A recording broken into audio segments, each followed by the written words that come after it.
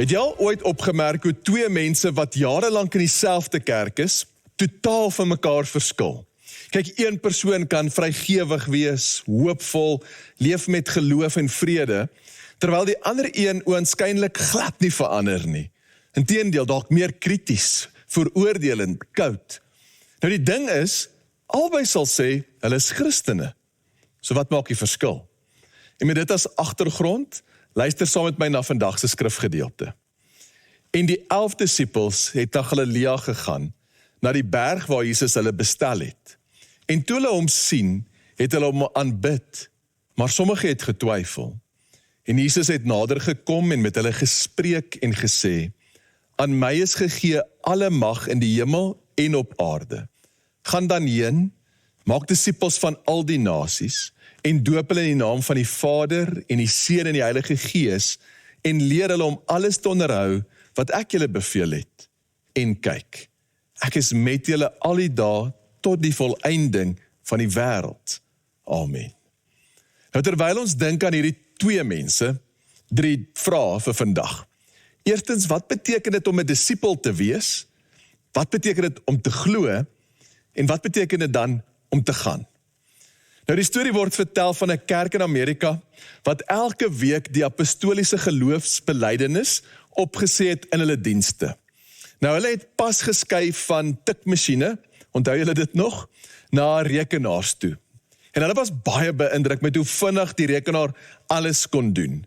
Nou die gemeente het in daai jare nog van blaadjies gebruik gemaak in hulle dienste. En so het hulle nou gesien dat hulle kan byvoorbeeld as daar 'n begrafnis was en nou 'n nuwe een is, hoef hulle nie meer die hele blaadjie oor te tik nie. Hulle kon net die vorige begrafnis se blaadjie gebruik as 'n templaat en dan die naam en datums verander. Dit het goed gewerk. Tot een jong man een keer die nuwe rekenaar en funksies uitgetoets het en op 'n manier vir al die dokumente wat daar was op die hele rekenaar gevra om die naam Maria te vervang met Etna vir die nuwe begrafnis. En so kom die volgende Sondag toe, elke een met 'n bulletin in die hand en hulle aanbid en plegtig begin die gemeente saam die geloofsbelydenis uit te spreek en hulle sê, ek glo in Jesus Christus, ontvang van die Heilige Gees, gebore uit die maagd Etna. Nou, ons sê soms dinge wat ons glo, maar wat ons nie werklik glo nie. Kyk, natuurlik het die gemeente nie regtig geglo, Jesus is gebore uit die maagd Etna nie. Dink maar aan koning Herodes, wat vir die wyse manne gesê het, hy wil die kindjie Jesus aanbid, terwyl hy hom eintlik wou doodmaak. Ander kere dink ons opreg dat ons iets glo, totdat die omstandighede verander. Petrus sê vir Jesus die aand voor sy kruisiging, ek sal u nooit verlaat nie. En hy was opreg toe hy dit gesê het. Maar toe Jesus gevange geneem word, na Golgotha geneem word, ontken hy 3 keer dat hy Jesus ken. En dan is daar die dinge wat ons werklik glo, waar wat ons sê en hoe ons leef by mekaar kom. En dit is waarna Jesus ons roep, om 'n disipel te wees. En dit bring ons by ons eerste vraag. Wat beteken dit om 'n disipel te wees? Nou jy ken dalk die sê ding, dat hoe weet jy iemand doen CrossFit? Hulle vertel vir jou. Maar as jy 'n CrossFitter van naby dophou, dan sien jy iemand wie se hele lewe ingerig is rondom CrossFit. Kyk, hulle lees nie net CrossFit tydskrifte of ken die regte lingo nie. Hulle hele lewe is rondom CrossFit georiënteer. Hoe hulle eet, hoe hulle dae beplan en inrig, waaraan hulle geld spandeer, hoe laat hulle gaan slaap. Hulle word gevorm tot 'n ander soort mens. En dis hoe disipelskap lyk. Het is nie 'n godsdienstige ekstra wat jy by jou bestaande lewe voeg nie. Het is 'n heeltemal ander manier van lewe, georiënteerd rondom 'n ander leermeester. So hoe lyk 'n disipel van Jesus dan? Kyk, ek dink die beste manier is om te kyk na Jesus se eie woorde en daardeur ons prentjie te vorm. En soos ons kyk na 'n paar van sy woorde, ek het dit saam gegroepeer, wil ek jou vra om dalk na jou eie lewe te kyk. Nie om jou te vat na skuldgevoel nie, maar net 'n indikasie van hoe disipelskap vir jou lyk. Nou in die eerste plek, 'n disipel bly naby aan Jesus. Jesus het gesê, as julle in my woorde bly, is julle waarlik my disipels. Johannes 8:31. En dan 'n leerling is nie bo die meester nie, en 'n diensknegt nie bo sy heer nie. Dit is vir die leerling genoeg, dat hy so sy meester word, en die diensknegt so sy heer. So die eerste plek, om 'n disipel te wees, beteken om naby Jesus te bly, om in hom te bly, in sy woorde, sy lewe, om daarin te bly. En dit is die fondament, en al die ander dinge vloei hiervan. Dan in die tweede plek, 'n disipel word meer soos Jesus. Jesus sê, hieraan sal almal weet dat julle my disipel is, as julle liefde onder mekaar het. En dan hierin is my Vader verheerlik, dat julle veel vrug dra, en julle sal my disipel wees. 'n Disipel van Jesus het opreg lief, vir God, jou naaste en jouself. En dan is daar ook vrug. Nou het jy al opgemerk dat 'n tak kan nie op sy tande byt en harder probeer dat daar druiwe groei nie. Dit bly net geheg aan die wingerdstok en dan kom die vrug natuurlik in sy seisoen en sonder inspanning. So die vraag is nie probeer jy hard genoeg nie. Die vraag is jy verbind? En dan derdens, 'n disipel volg teen enige prys. En Jesus is eerlik hieroor. As hy sê, toe sê Jesus vir sy disipels, as iemand agter my aan wil kom, moet hy homself verloon, sy kruis opneem en my volg. En dan, so kan dan ook niemand van julle wat nie afsien van al sy besittings my disipels wees nie. Derde een, iemand wat nie sy kruis dra en agter my aankom nie, kan nie my disipel wees nie. Nou dis een van dies wat ons dalk so bietjie verby probeer sluip. En ek verstaan hoekom, dis ongemaklik. Verloon jouself, neem jou kruis op, doen afstand van jou aanspraak op jou eie lewe.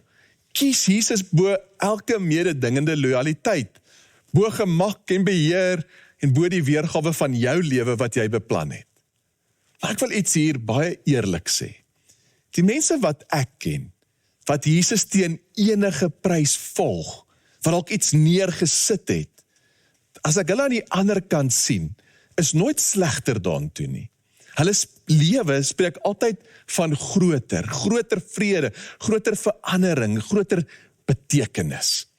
So daai 3 kenmerke van 'n disipel in Jesus in sy eie woorde is, 'n disipel bly naby hom, in sy woorde, in sy lewe, 'n disipel word soos Jesus, en 'n disipel volg hom teen enige koste. Nou ek wonder watter van hierdie is waar van jou lewe, en waar is daar areas van groei? Nou wanneer ek daarna kyk, besef ek dat daar is nog soveel ruimte vir genade en vir groei. Kyk, net nou die dag het een van my bure iets gedoen wat my so kwaad gemaak het. Nou, ek sal nie ingaan op die detail nie, maar soos wat ek geprit het van frustrasie en myself opgewerk het, het ek vir myself stories vertel van hoe onbedagsaam hulle is, hoe boos. En ek was gereed om die muur tussen ons, letterlik en figuurlik, net hoër te bou. Maar toe onthou ek in my hart, jy moet jou naaste lief hê soos jouself. En vergewe ons oortredinge soos ons hulle vergewe wat teen ons sondig. En eerlikwaar, ek was nou nog nie reg nie. Ek wou my woede regverdig.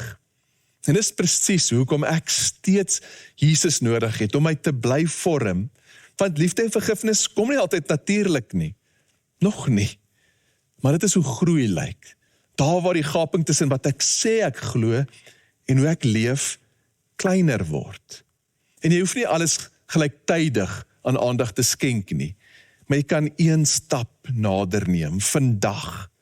En soos wat jou oortuigings begin skuif, soos wat jy naby aan hom bly, soos wat hom word, dan begin jy iemand te word wat die moeite werd is om na te volg. En dis hoekom Jesus sê, gaan maak disipels. Maar dalk voordat ons daarby kom, nog 'n fundamentele vraag. Tweedens, wat beteken dit dan om te glo? Want hier is die eerlike waarheid. Jy kan nie disipelskap vervaardig deur om te besluit om meer gedissiplineerd te wees nie. Kyk, 'n pelgrim genereer nie sy eie momentum nie. Hulle loop saam met iemand wat die pad ken. En dit is die antwoord daar op die berg. Dit is oor wie daar staan. Onthou jy, daar was nie 12 disipels nie. Daar's 11. Jesus het gesien hoe Judas alreeds weggaan, en dat hy weggeloop het, dis 'n preek op sy eie. Jy kan 3 jaar saam met Jesus loop, elke wonderwerk sien, hoor wat hy leer, aan elke tafel sit en eet, en steeds wegstap. Want disippelskap vereis altyd 'n reaksie. Nou die 11 wat gebly het, kyk, hulle was nie die mees indrukwekkende kandidate nie. In die eerste eeu het Joodse seuns se opvoeding begin as hulle 6 jaar oud was.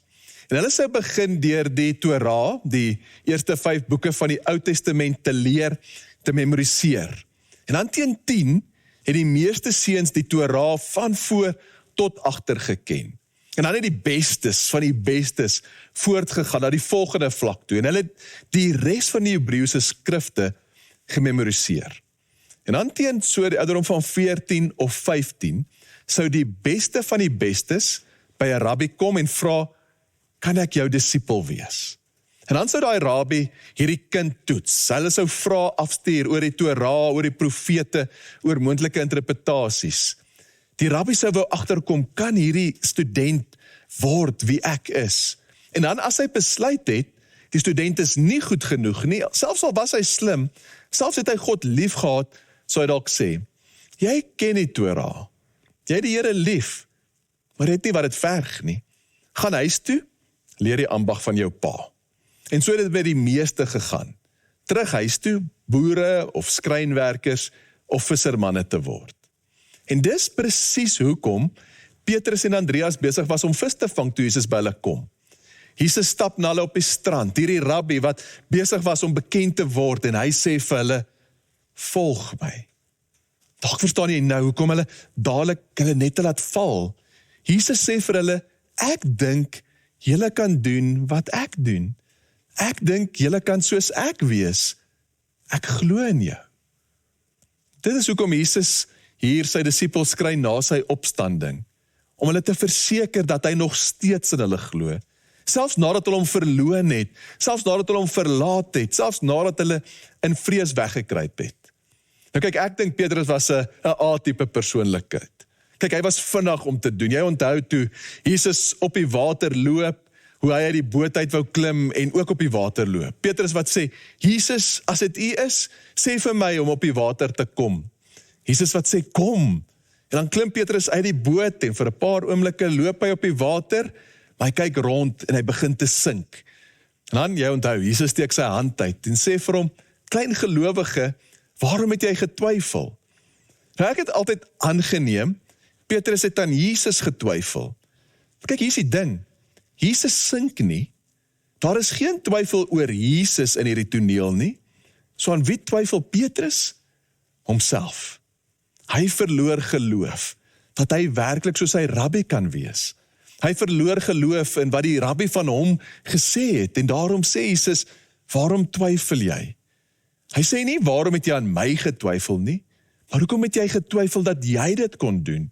Ek het jou gekies, ek het jou hiernatoe geroep, ek soek jou, ek het jou nie geroep om te glo dat jy nie kan loop nie. Jesus het vir sy disippels gesê, julle het my nie uitverkies nie, maar ek het julle uitverkies. Nou dalk hoor jy al jou hele lewe dat jou geloof in God moet hê, om God te vertrou.